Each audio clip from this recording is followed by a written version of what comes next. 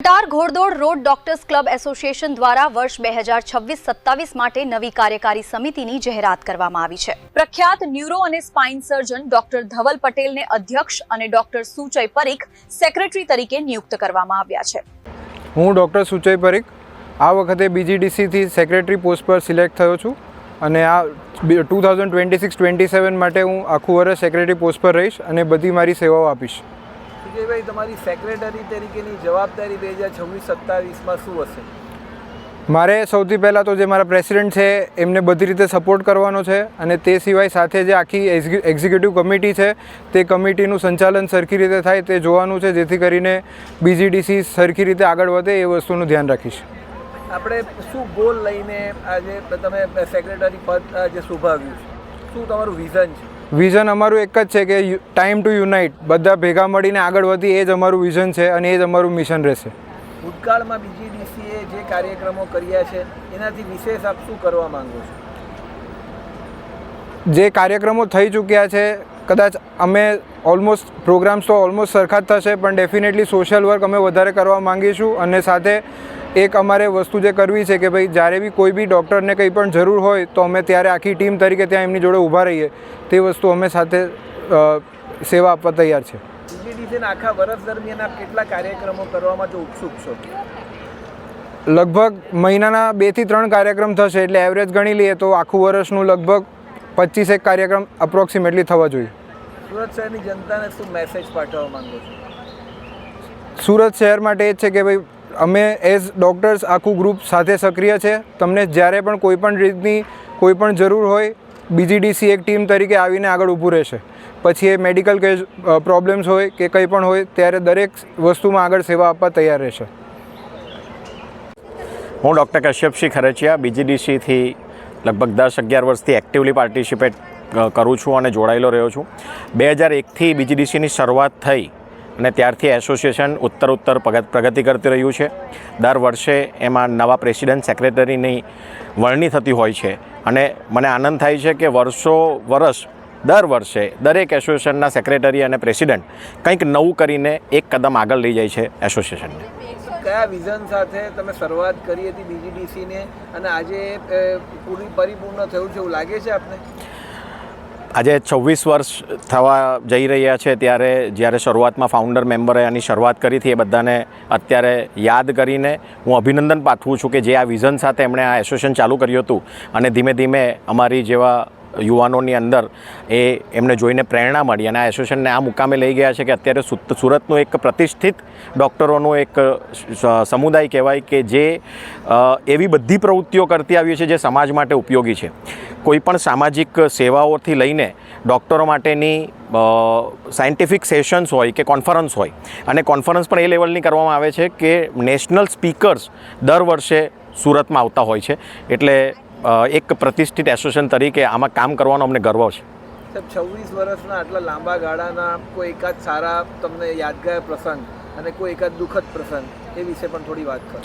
ઉપરવાળાની મહેરબાની છે કે દુઃખદ પ્રસંગ અત્યાર સુધી આવ્યો નથી, પણ સુખદ પ્રસંગ એટલા બધા છે કે એક કહેવું તો મને વિચારવામાં આમ યાદ કરવું પડે।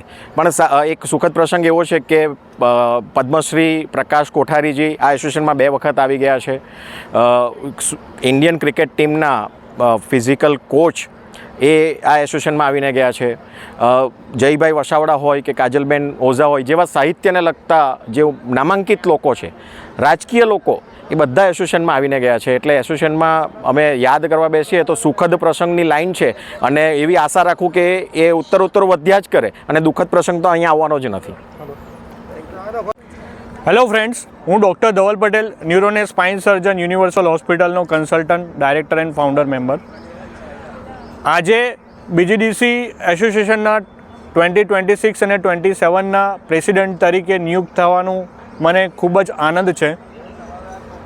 આખા વર્ષના ટેન્યોરમાં અમે વિવિધ એક્ટિવિટી કરવાના છે, જેમાં એજ્યુકેશનથી લઈ એન્ટરટેનમેન્ટથી લઈને બધી પ્લાનિંગ સાથે અમે એક નવી ઇવેન્ટ કરી રહ્યા છે। મારી આ વખતે એક થીમ છે, એનો ટાઇટલ છે ટાઈમ ટુ યુનાઇટ। મતલબ કે બધા ડૉક્ટરો એક સાથે મળીને પ્રોફેશનલ કોમ્પિટિશન સાઇડ પર મૂકી એસોસિએશનના હિત માટે કામ કરે, જેની શરૂઆત સૌથી પહેલાં આપણે BGDCના એસોસિએશનથી કરીશું. આ એસોસિએશનમાં મારી સાથે જોડાયેલા તમામ ECના મેમ્બરો 24/7 અવેલેબલ છે અને અમે પ્રજાના હિત માટે પણ 24/7 અવેલેબલ છે. સાથે સાથે અમે ઘણી ચેરિટેબલ એક્ટિવિટી પણ કરવાના છે કે જે નીડી પીપલ હોય એના માટે પણ સંસ્થા એટલી કાર્યરત રહે. તેથી આજે હું આખા એસોસિએશન તરફથી આનંદ વ્યક્ત કરું છું અને આપ સૌનો દિલથી આભાર. Thank you. સર, BGDCના નવા પ્રમુખ તરીકે વરણી થઈ છે તમારા નવા ગોલ શું છે? મારા નવા ગોલ કહું તો સૌથી પહેલો ગોલ એ છે કે મારું થીમ છે ટાઈમ ટુ યુનાઇટ. બધા ડૉક્ટરોને સાથે મળીને કામ કરવું અને આજે એક હેલ્થ તરીકે એક એવો બેન્ચમાર્ક સેટ કરવો કે જેથી સુરતનું એક અલગ લેવલ પર હેલ્થ રિલેટેડ નામ ઉત્પન્ન થાય. સાથે સાથે અમે સંસ્થા અને સોશિયલ ચેરિટેબલ એક્ટિવિટી પણ એટલી જ કરવાના છે. એન્ટરટેઇનમેન્ટથી લઈને બાળકોને ફેમિલીને લઈને પણ બધાને જોડે લઈને ચાલીશું. આ એક મારો પોતાનું દિલથી અને મારી ટીમનું દિવસ રાત મહેનતથી અમારું આ સપનું સાકાર રહેશે એવી મારી આશા છે. BGDCના હાલના કેટલા સભ્યો છે અને આપ એમાં વધારો કેવી રીતે કરવા માંગો છો? અમારા BGDCના અત્યાર સુધી 1300 જેટલા મેમ્બર છે અને દિવસે દિવસે અમારા મેમ્બરોમાં વધારો થઈ રહ્યો છે. વાર્ષિક રીતે 150થી 200 મેમ્બરો ઉમેરાય છે. એમાં નવા આવનારા મેમ્બરોનું પણ અમે હાર્દિક સ્વાગત કરીએ છીએ.